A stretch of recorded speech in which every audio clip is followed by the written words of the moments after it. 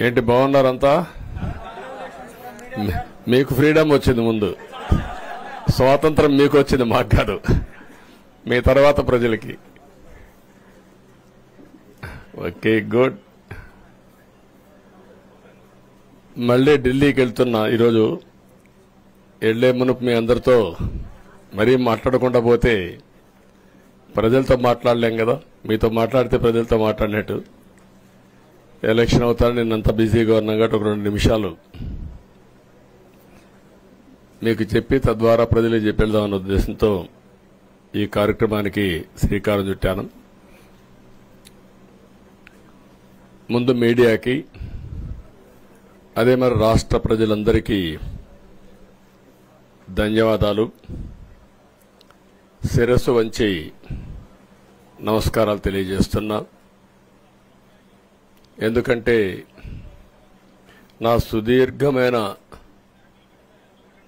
రాజకీయ యాత్రలో ఈ 5 సంవత్సరాలు చూసిన ప్రభుత్వాన్ని నేను ఎప్పుడూ చూడలేదు. ఒక రంగం అని కాదు, ఒక వ్యవస్థని కాదు, ప్రజాస్వామ్య వ్యవస్థలన్నీ ఏ విధంగా ఇబ్బంది పడ్డాయో, ఏ విధంగా నిర్వీర్యం చేశారో మనం అన్ని చూశాం. అయితే మా ధ్యేయం ఒకటే, ప్రజలు గెలవాలి, రాష్ట్రం నిలబడాలి. దీనికోసం ఎన్ని త్యాగాలైనా సరే చేసి మళ్లీ భావి తరాల భవిష్యత్తు కోసం ముందుకు పోవాలని చెప్పి వెళ్ళాం. నేను చాలా ఎన్నికలు చూశాం. 10వ ఎన్నిక నిన్న.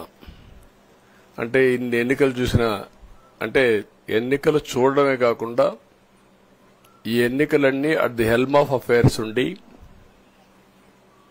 ఎప్పటికప్పుడు సమీక్షలు గాని ఇవన్నీ నిర్వహించడం కూడా చేశాం. రాజకీయాల్లో ఒడికిదుడుకులు సాధారణంగా ఉంటాయి. ఎవరు శాశ్వతం కాదు. దేశం శాశ్వతం, ప్రజాస్వామ్యం శాశ్వతం, రాజకీయ పార్టీలు శాశ్వతం, అధికారం అశాశ్వతం. రాజకీయ పార్టీలు కూడా సక్రమంగా ఉంటే మళ్లీ ప్రజలు ఆదరిస్తారు. లేకపోతే రాజకీయ పార్టీలు కూడా, చాలా పార్టీలు కనుమరుగైపోయినాయి. వ్యక్తులు కనుమరుగైపోయారు, రాజకీయ పార్టీలు కనుమరుగైపోతాయి. కానీ ఇంత హిస్టారికల్ ఎలక్షన్ నేను ఎప్పుడు చూడలా. నా జీవితంలో చాలా ఎలక్షన్స్ ఫేస్ చేసాం, కానీ వేవ్ కనపడేది, వ్యతిరేకత కనపడేది. కానీ ఈ ఎలక్షన్లో ఎక్కడో అమెరికాలో ఉండే వ్యక్తి ఒక 5 లక్షలు 10 లక్షలు ఖర్చు పెట్టుకొని నేను రావాలి, ఓటేయాలి, రాష్ట్రం నిలబడాలి, ప్రజలు గెలవాలి అనే ఆవేదనతో వచ్చారు. ఎక్కడో పక్క రాష్ట్రాల్లో ఎక్కడో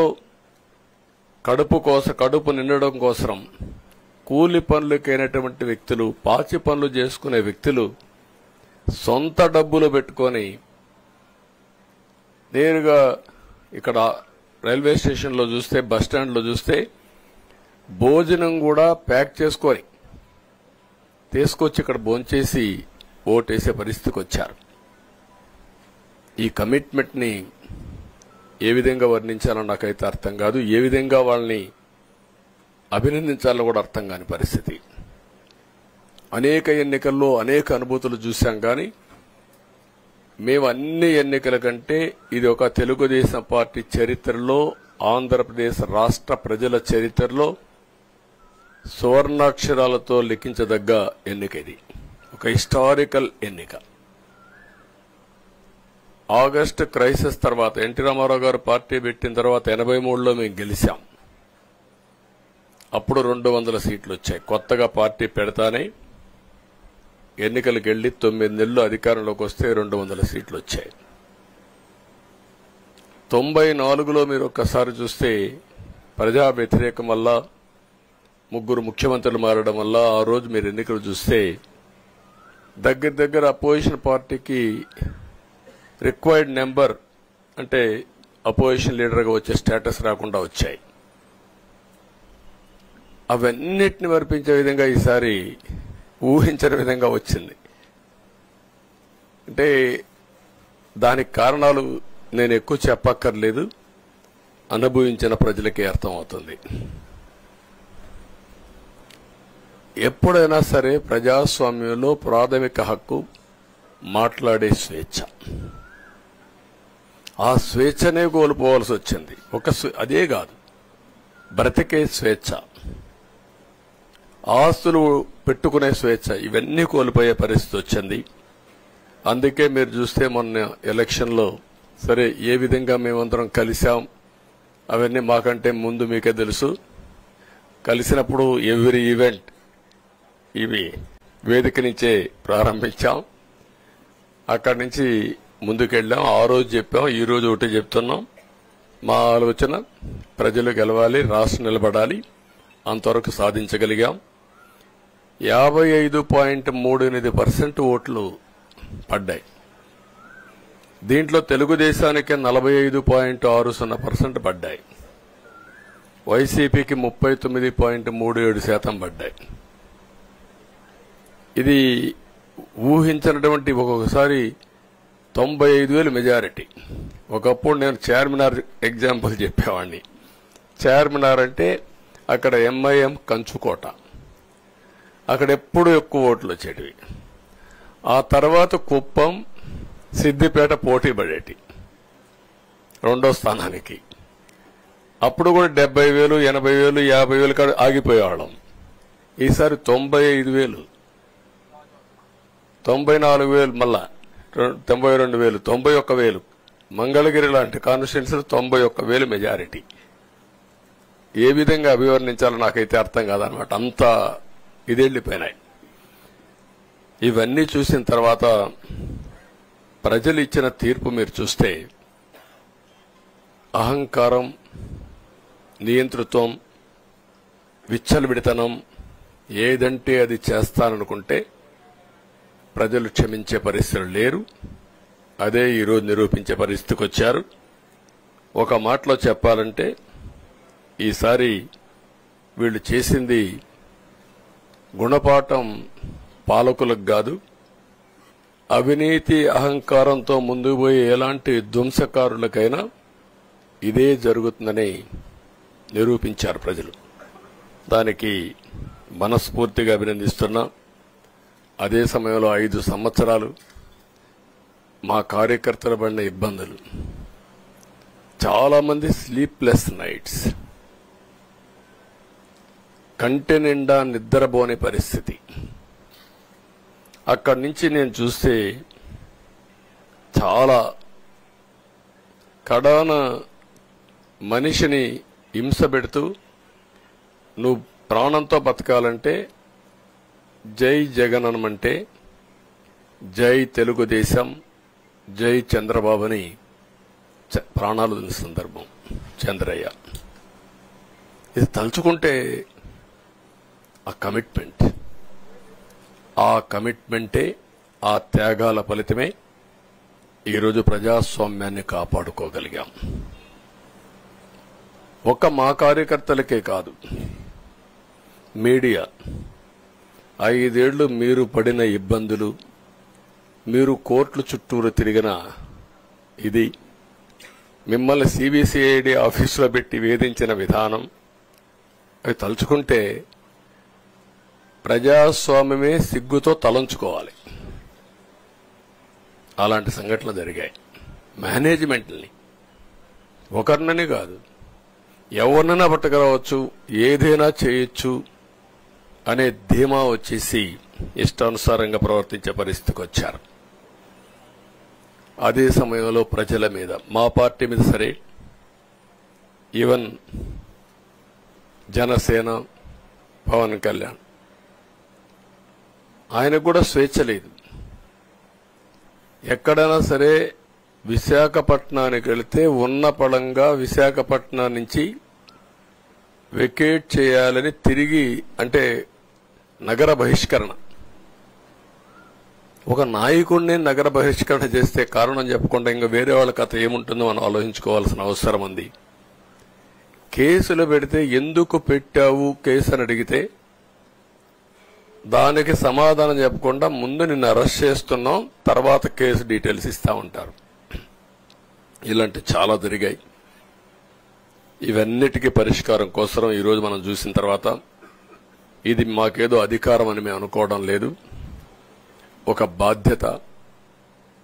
మేము పాలకులమే కాదు సేవకులం అని చెప్పే నినాదానికి శ్రీకారం చుట్టారు. ఇవన్నీ గుర్తుపెట్టుకొని పనిచేస్తాం. నేను చాలా స్పష్టంగా సూపర్ 6 ఇచ్చాం. అదే మాదిరిగా ప్రజాగళం ఎన్నికల మేనిఫెస్టో ఇచ్చాం. ఇవన్నీ కూడా ప్రజల్లోకి బాగా వెళ్ళాయి. ఒక హోప్ క్రియేట్ అయింది. ఇవన్నిటి ఫలితాలే నిన్న వచ్చాయి. అదే మాదిరిగా మేము ఇక్కడ మీరు చూస్తే ఒక పక్క తెలుగుదేశం పార్టీ మొట్టమొదటిసారిగా పవన్ కళ్యాణ్ గారు ప్రభుత్వ వ్యతిరేక ఓటు చేరడానికి వీలు లేదు, ఈ రాష్ట్రంలో మళ్ళా ప్రజాస్వామ్యాన్ని గాని ఈ రాష్ట్రాన్ని కాపాడుకోవాల్సిన బాధ్యత ఉందని చెప్పి ముందుకొచ్చి ఈ యొక్క కూటమికి బీజం వేశారు. వారిని మనస్ఫూర్తిగా అభినందిస్తున్నాం. ఆ తర్వాత బీజేపీ కూడా ఈ కూటమిలో భాగస్వాములయ్యి ముగ్గురం కూడా మీరు ఒక్కసారి ఆలోచిస్తే ఒకరు ఎక్కువ ఒకరు తక్కువ కాకుండా ముగ్గురం కలిసి పనిచేశాం. భేషజాలు ఎక్కడా లేకుండా మేము ఏదైతే చెప్పామో ప్రజలు గెలవాలి, రాష్ట్రం నిలబడాలి. దీనికోసం పై స్థాయి నుంచి ఢిల్లీ నుంచి వచ్చినటువంటి బీజేపీ నాయకులు గాని, ప్రధానమంత్రి అమిత్ షా గారు గాని, ఇక్కడుండే పవన్ కళ్యాణ్ గాని, తెలుగుదేశం పార్టీ కేంద్ర నాయకత్వం నుంచి కింది వరకు అందరం కూడా ఒక ట్రూ స్పిరిట్ తో పనిచేశాం. 175 అసెంబ్లీలు, 25 అసెంబ్లీలు అన్ని పార్టీలకు సంబంధించిన సీట్లుగా ఎన్డీఏలో భాగస్వాములుగా ఒక బాధ్యతతో ముందుకు పోయాం. అందుకే ఈ అనూహ్యమైనటువంటి విజయాన్ని సాధించగలిగాం. ఇక్కడి నుంచి బాధ్యత ఉంటుంది. ఆ బాధ్యతని ఏ విధంగా చేయాలనో అవన్నిటి కూడా ప్రణాళికలు తయారు చేసుకుంటాం. అంటే ఈ 5 సంవత్సరాలు జరిగిన విధ్వంసం మీరు ఒకసారి చూసిన తర్వాత ఇది ఒక 30 సంవత్సరాలకు ఎంత డ్యామేజ్ చేయాలనో అంత డ్యామేజ్ జరిగింది. వ్యవస్థలు విధ్వంసమయ్యాయి. మొత్తం ఎకానమీ కుప్పగూలిపోయింది. అప్పులైతే ఎంత చేశారో ఇంకా లోతు పోతే తప్ప మనకు తెలియదు. ఎక్కడెక్కడ చేశారో ఏమేం చేశారో తెలియదు. ఇంకొక పక్క ఎక్కడికక్కడ సహజ సంపద, ఒక శాండ్ కావచ్చు, మినరల్ వెల్త్ కావచ్చు, లేకపోతే ఏదంటే అది ఇంకా మాకు అడ్డే లేదు, ఏమైనా చేయగలుగుతాం, ఎవరైనా అడ్డొస్తే తొలగించుకుంటా పోతామనే ధీమాతో ముందుకు పోయారు. కొంతమంది భయపడి రాలేకపోయారు, ఎదిరించలేకపోయారు. నా కళ్ల ముందర ఒక రైతు చూస్తే ఆ పొలం పక్క నుండి ఇసుక తీసేస్తే అక్కడ భూగర్భ జలాలు ఉండవు. వ్యవసాయానికి నీళ్లు కూడా కొరత వస్తుంది. పక్కనుండే పొలాల్లో కూడా నీళ్లు ఉండవు. కానీ మాట్లాడే సాహసం చేయలేకపోయాడు. ఆయన కళ్ల ముందర ఆయన పొలంలో మట్టి తీసుకుపోతా ఉంటే ఎదిరించలేని నిస్సహాయ స్థితికి వచ్చాడు. మా వాళ్లు పోతే హౌస్ అరెస్టులు చేశారు. ఇవన్నీ చెప్పుకుంటూ పోతే ఒకటి కాదు, చాలా జరిగాయి. అవన్నీ కూడా ఏ విధంగా చేయాలనో చేస్తున్నాయి. మళ్లీ వ్యవస్థలన్నీ కూడా పునరుద్ధరించాల్సిన బాధ్యత ఉంది. అదే మరిగా మాకు ఒక 4-5 రోజులు ఇవన్నీ చూసిన తర్వాత డెప్త్కి పోయిన తర్వాత మీరు పేపర్లో రాసినట్టు గాని మేము మాట్లాడినట్టు గాని ఒక లెవెల్లో ఆగిపోయినాయని నా ఉద్దేశం.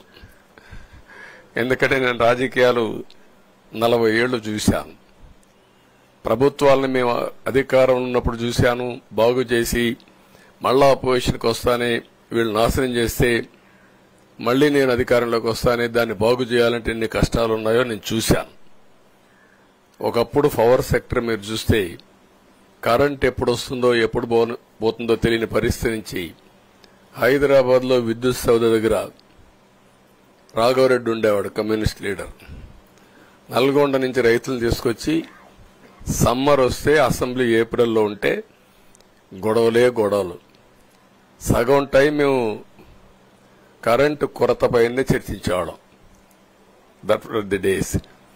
అలాంటిది నేను 1999 నుంచి పవర్ సెక్టర్ రిఫార్మ్స్ తీసుకొచ్చి 2004కి సర్ప్లస్ బాధ్యతతో క్వాలిటీ పవర్ ఇవ్వడం మొదలుపెట్టాం. 2014కు మళ్లీ 22 మిలియన్ యూనిట్లు ఆంధ్రప్రదేశ్లో కొరత కరెంటు. వ్యవస్థలన్నీ నిర్వీర్యం అయిపోయినాయి.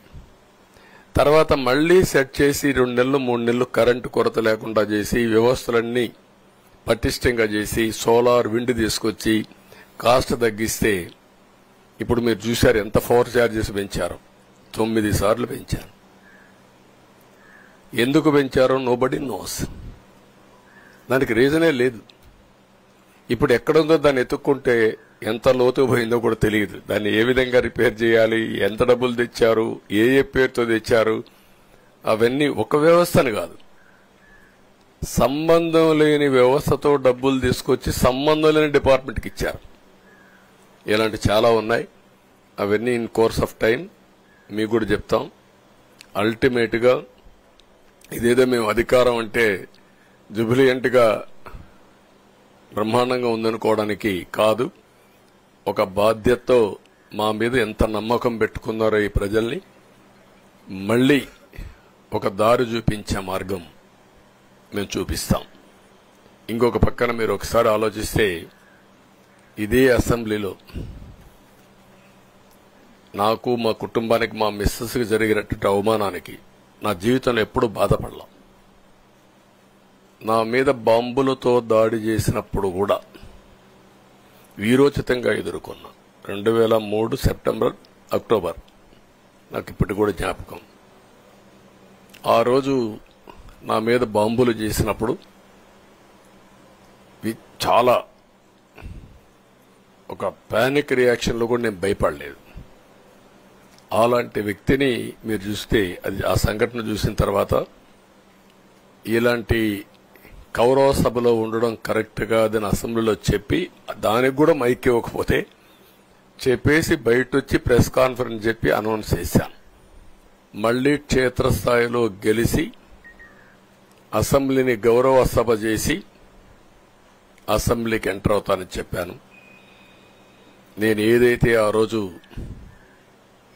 ఒక ప్రతిజ్ఞ చేశానో దాన్ని నిజం చేయడానికి ప్రజలు సహకరించారు. మామూలుగా సహకారం కాదది. నేను ఇన్ని సంవత్సరాలు చాలాసార్లు చాలా ఎలక్షన్లో గెలిచాం, కొన్ని ఎలక్షన్లో ఓడిపోయాం. ఎలక్షన్లో ఓడిపోయినప్పుడు నేను ఎప్పుడూ కుంగిపోలేదు. ఎలక్షన్లో గెలిచిన తర్వాత గంతులేయలేదు. నిబ్బరంగా ఓడిపోయినప్పుడు ఒక బాధ్యత ప్రతిపక్షంలో ఉండి పనిచేయాలి, గెలిపించినప్పుడు ఒక బాధ్యత ప్రజలకు మెరుగైన సేవలు అందించి వాళ్ళని ముందుకు తీసుకుపోవాలని ప్రయత్నం చేశాం. ఎప్పుడూ ప్రజాప్రచారనే ఉన్నాం. అలాంటిది జరిగిన తర్వాత ఈరోజు మళ్లీ ఇదే అసెంబ్లీకి నేను ఏదైతే చెప్పానో అది చేసి వెళ్ళడం అనేది ఒక తృప్తి, ఒక గౌరవం. ఆ గౌరవాన్ని నిలబెట్టిన ప్రజలను కూడా మనస్ఫూర్తిగా అభినందిస్తూ మీ రుణం తీర్చుకుంటాం. ఏ విధంగా పనిచేయాలో పనిచేస్తాం. మీ ఎక్స్పెక్టేషన్స్ ప్రకారం పనిచేసి అయితే ఎప్పటికప్పుడు మీరందరూ కూడా మేము ఓటేశాం, మా పని అయిపోయింది, ఇంకా మీరు చూసుకోండి కాకుండా ఎప్పటికప్పుడు మమ్మల్ని నడిపించే బాధ్యత, మాకు సహకరించే బాధ్యత, మళ్లీ రాష్ట్రంలో ఉండే ప్రజలందరం బాగుపడాలంటే ఏం చేయాలో మేము చేసినప్పుడు ఎప్పటికప్పుడు ఫీడ్బ్యాక్ ఇచ్చి నడిపించే బాధ్యత తీసుకోవాల్సిందిగా వారిని కోరుతున్నా. పవన్ కళ్యాణ్ గారిని మనస్ఫూర్తిగా అభినందిస్తున్నా. అదే మరి బీజేపీ అగ్రనాయకత్వాన్ని నరేంద్ర మోడీ గారిని, అమిత్ షా గారిని, ఇక్కడికి వచ్చిన అబ్జర్వర్స్ ని, ఇక్కడుండే పార్టీ అధ్యక్షురాలైనటువంటి పురంధేశ్వరి గారిని మనస్ఫూర్తిగా అభినందిస్తున్నా. వీళ్ళందరూ కూడా ఏదైతే ఒక స్ఫూర్తిని తీసుకున్నామో ఆ స్ఫూర్తితో టోటల్ గా ప్రతి ఒక్క కార్యకర్త సిన్సియర్ గా పనిచేయడానికి ఏ అభ్యర్థి ఉన్నా తమ అభ్యర్థిగా పాటించి బ్రహ్మాండంగా పనిచేశారు. వాళ్ళందరినీ అభినందిస్తున్నాం. ఈరోజు మా విజయం మూడు పార్టీల కార్యకర్తల సమిష్టి కృషి.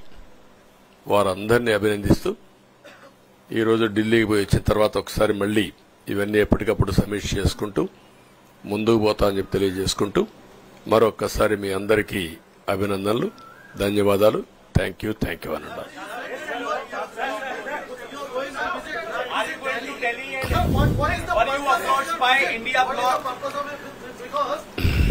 No, don't bother. No, hear me, I say. You are very loud. You want news, always. I am also experienced. I have seen so many political changes in this country. We are in NDA. I am going for NDA meeting. In course of time, anything, we'll report to you. Thank you.